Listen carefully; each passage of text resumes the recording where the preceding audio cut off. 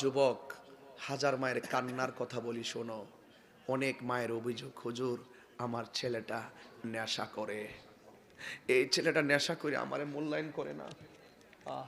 আমার এক পাগল, এই মার কান্না কি হুজুর, স্বপ্ন স্বপ্ন এঁকেছিলাম পোলাটারে তিলে তিলে মানুষ করে বড় করব, যখন মাস পথে গেল লেখাপড়া নিয়ে 8 কিংবা 9 পড়ে কি জানে হলো ছেলেটার, আমাকে রাগ করে কথা বলে, তার বোনকে কিছু সম্মান করে না, আমি মাকে সম্মান করে না, তার বাবাকে সম্মান করে না। মায়ের কান্না হলো, হুজুর আমার ছেলেটা নেশা করে, এই নেশার কারণে প্রত্যেকটার জীবন আজকে হুমকির মুখে, কথা বলেন ঠিক কিনা? এই নেশার কারণে শান্তির ঘর আজকে অশান্তির দাবানলে জ্বলতেছে। এই নেশার কারণে অনেক দাম্পত্য জীবন চূর্ণ বিচূর্ণ হয়ে গিয়েছে। নেশার কারণে দুঃখে দুঃখে সমাজ আজ অধপতনে চলে যাচ্ছে। এই যুবক, আমি চ্যালেঞ্জ করে বলতে পারি বিদায়ী বেলায়, যুবক তোমাকেই বলছি, আজকে থেকে ওয়াদা করো আমরা কখনো নেশা করব না। একদম আল্লাহ রাসূলকে মেরাজের চাঁদে সাক্ষী রেখে বলো, আমরা কখনো নেশা করব না। দেখেন নেশায় কি হয়, 1 নম্বর অর্থ শেষ, 2 নম্বর শারীরিক অবক্ষয়, 3 নম্বর পারিবারিক অবক্ষয়, 5 নম্বর সামাজিক মূল্যবোধ হারিয়ে ফেলে, 5 নম্বর সে ধুকে ধুকে মৃত্যুর দিকে ধাবিত হয়, 7 নম্বর সে এমনভাবে সমাজে বসবাস করে একদম ফেলে দেওয়ার মতন ঘৃণার পাত্র হয়ে বসবাস করে।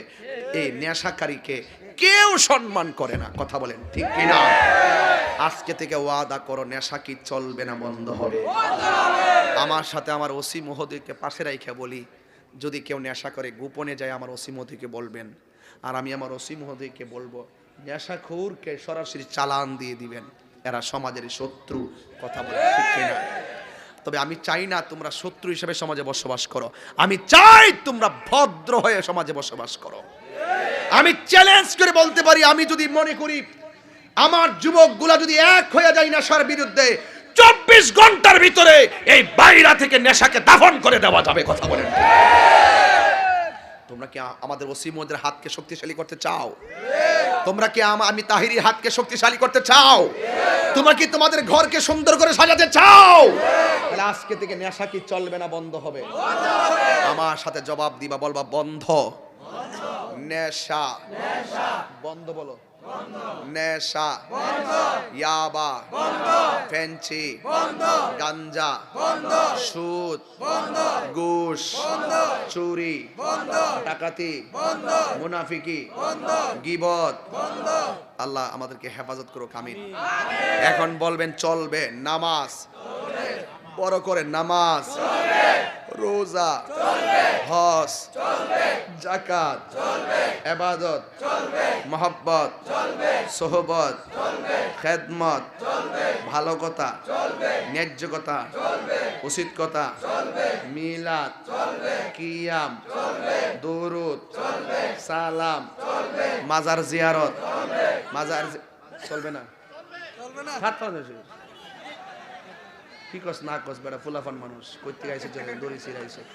মাজার জিয়ারত চলবো, মাজারের সেজদা চলতো না। তুই না বুঝে কস কি লেগে তাইরির সামনে ঠাস করে কথা কইলে চিন্তা করে কথা কইবা। জিয়ারত চলবে, কথা কোন ঠিক না বেটে? ওলি আল্লাহর দরবারে জিয়ারত চলবে, কিন্তু ওলি আল্লাহর দরবারে কোনো বেহায়াপনা চলবে না, কোনো অসামাজিক কাজ চলবে না। জিয়ারত আর ইবাদত এক জিনিস না, বুঝছো? মুখস্থ হইন না, শিক্ষক না। কিছু আছে টিকটক মৌলবীর ফান্দে বেরো না, এরা কিন্তু জিয়ারত বোঝে না, ইবাদত বোঝে না, কথা কোন ঠিক না বেটে? এরার ফান্দে বেরো না, ফললে ইহকাল হারাইবা পরকাল হারাইবা। যেখানে আমরা জিয়ারত করি সেখানে সেজদা করি না, যেখানে ইবাদত করি সেখানেই সেজদা করি। ইবাদত করি মসজিদে, জিয়ারত করি মাজারে, কথা বলেন ঠিক কিনা? আল্লাহর ওলিরা আল্লাহর বন্ধু, এদের উসিলা ধরলে আল্লাহ খুশি হয়, কথা বলেন ঠিক না বেটে? এই জন্য জিয়ারত আর ইবাদত এক জিনিস। তাহলে জিয়ারত চলবে না, বন্ধ হবে? এই যে ঠিক আছে, thank you very much, you are very excellent, amazing figure and fighter and rising player. তোমাকে দরকার আছে, কথা বলেন ঠিক না বেটে?